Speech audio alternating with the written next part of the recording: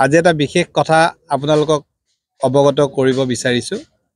হয়তো আপোনালোকে গম পাইছেই, অহা 12 ফেব্ৰুৱাৰী তাৰিখে অসমৰ মাননীয় মুখ্যমন্ত্ৰী ডক্টৰ হিমন্ত বিশ্ব শৰ্মা ডাঙৰীয়া সৰুপথাৰ সমষ্টিৰ ৰজাপুখুৰী শ্যামগাঁৱলৈ আহিব। ভাৰতীয় জনতা পাৰ্টিৰ এটা ৰাষ্ট্ৰীয় পৰ্যায়ৰ কাৰ্যসূচী গাঁও চলো।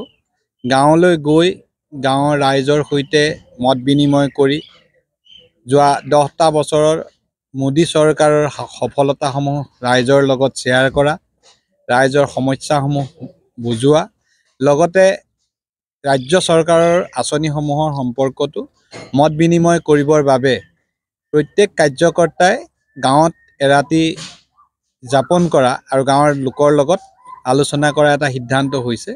আৰু সেই সিদ্ধান্তৰ অংশ হিচাপে অসমৰ মাননীয় মুখ্যমন্ত্ৰী মহোদয়ে অসমৰ প্ৰায় 27,000 গাঁৱৰ ভিতৰত সৰুপথাৰ সমষ্টিৰ ৰজাপুখুৰী শ্যামগাঁৱত ৰাইজৰ সৈতে মত বিনিময় কৰিবৰ বাবে নিৰ্বাচিত কৰিছে। আমি স্থানীয় বিধায়ক হিচাপে গৌৰৱ অনুভৱ কৰিছোঁ, কাৰণ মুখ্যমন্ত্ৰী মহোদয়ে আমাৰ গাঁওখনক ইয়াৰ বাবে নিৰ্বাচিত কৰিছে। সেইদিনা আবেলি তেখেত আহি উৰিয়াম ঘাটত উপস্থিত হ'বহি। উৰিয়াম ঘাটত তেখেতক দলীয় কাৰ্যকৰ্তাসকলে স্বাগতম জনাব, আদৰণি জনাব।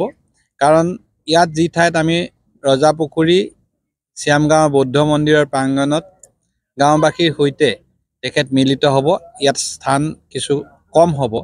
সেইকাৰণে দলীয় কাৰ্যকৰ্তা বুথ সভাপতিসকলে উৰিয়াম ঘাটৰ যি ৰাজহুৱা খেলপথাৰ হেলিপেডতে তেখেতক আদৰণি জনাব। তাৰ পাছত মুখ্যমন্ত্ৰী মহোদয় ইয়ালৈ আহিব। এইখন এখন 100% জনজাতি লোকৰ গাঁও। ধৰ্মীয়ভাৱে তেখেতসকল বৌদ্ধ ধৰ্মাৱলম্বী আৰু ঐতিহ্য পৰম্পৰাৰ ফালৰ পৰা এখন অতি চহকী গাঁও। মুখ্যমন্ত্ৰী মহোদয় অহাৰ পাছত তেখেতক এই গাঁৱৰ জনসাধাৰণে পৰম্পৰাগতভাৱে আদৰণি জনাব।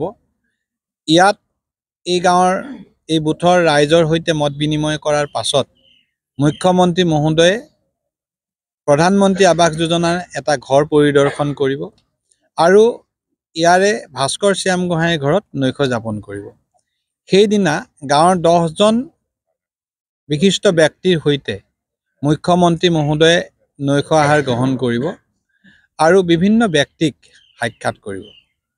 তাৰ নেক্সট ডে 13 ফেব্ৰুৱাৰী তাৰিখে তেখেতে পুৱাৰ জলপান গ্ৰহণ কৰাৰ সময়ত গাঁওখনৰ 10 গৰাকী বিশিষ্ট মহিলাৰ সৈতে একেলগে পুৱাৰ জলপান গ্ৰহণ কৰিব। তাৰ পাছত গাঁৱৰ লগতে থকা অংচা জিলদৈ যি হাইস্কুল আছে, এই হাইস্কুলৰ ছাত্ৰ ছাত্ৰীৰ সৈতে মত বিনিময় কৰিব। এইখন স্কুলে যোৱা 5টা বছৰ জিলাখনৰ ভিতৰত হাইস্কুলৰ ফলাফলৰ ক্ষেত্ৰত শ্ৰেষ্ঠ বিদ্যালয় হিচাপে নিজকে পৰিচয় দিবলৈ সক্ষম হৈছে, ভাল শিক্ষা প্ৰদান কৰি আহিছে। আৰু এই বিদ্যালয়খনলৈ ইতিমধ্যে বিভিন্ন আঁচনিৰ জৰিয়তে আমি প্ৰায় 4 কোটিতকৈ অধিক টকা আবণ্টন দিছোঁ। ছাত্ৰ ছাত্ৰীসকলক লগ পোৱাৰ পাছত মুখ্যমন্ত্ৰী মহোদয়ে বৰপথাৰত যি অস্থায়ী হেলিপেড হ'ব তালৈ যাত্ৰা কৰিব আৰু যাত্ৰা পথত বৰপথাৰত যি নৱনিৰ্মিত ভাৰতীয় জনতা পাৰ্টিৰ কাৰ্যালয়, সেই কাৰ্যালয় উদ্বোধন কৰিব। 12 তাৰিখে আহি 13 তাৰিখে যোৱা এই সময়ছোৱাৰ ভিতৰত বিভিন্ন লাভাৰ্থীক, যিসকল বেনিফিচিয়াৰী আছে, তেওঁলোকক লগ কৰিব।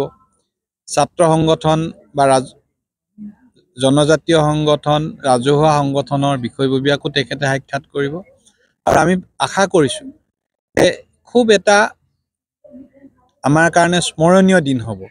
আৰু গাঁওবাসীয়ে তেখেত আহিব বুলি গম পোৱাৰ লগে লগে গাঁৱত অতি উৎসাহ পৰিলক্ষিত হৈছে। এই গাঁৱৰ ৰাইজৰ বাবে এটা উৎসৱৰ সদৃশ পৰিৱেশ হৈছে আৰু অসমৰ বিভিন্ন ঠাইত চাকৰি সূত্ৰে থকা ব্যক্তিসকলো গাঁৱলৈ উভতি আহিছে। আৰু মুখ্যমন্ত্ৰীৰ এই যাত্ৰাটোৰ বাবে তেখেতসকলে নিজাববীয়াকৈ গাঁওখন সজাই পৰাই তুলিছে। আমি সকলোৰে সহায় সহযোগিতা কামনা কৰিছোঁ আৰু এটা স্মৰণীয় মুহূৰ্তৰ বাবে আমি অপেক্ষা কৰিছোঁ।